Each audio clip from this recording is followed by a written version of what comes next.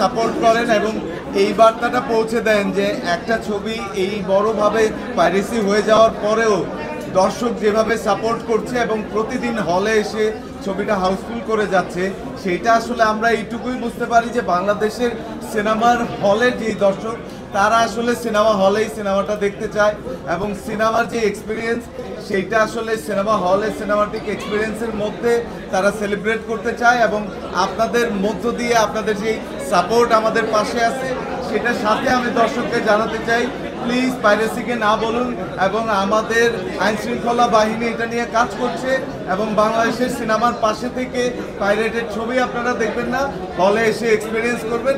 Thank you everyone. Suman ভাই, সর্বশেষ প্রশ্ন, দর্শকদের একটা অভিযোগ যে অনেকদিন পর সুমন আনোয়ারকে কোনো গালি দিতে দেখলাম না সিনেমায়, তো একটু জানতে চাই এই চরিত্র নিয়ে, যেহেতু একটা পুলিশের ক্যারেক্টার করেছেন, অন্য ধরনের একটু ব্যতিক্রমী ক্যারেক্টার। হ্যাঁ, একজন অভিনেতার কাজই হচ্ছে প্রতিনিয়ত নতুন নতুন চরিত্রে দর্শকের সামনে হাজির হওয়া, তো সেই কাজটাই তাণ্ডবে ঘটেছে। আমার মানে আশা করি যে সামনে আরো নতুন নতুন কাজে আমাকে দেখতে পারবো।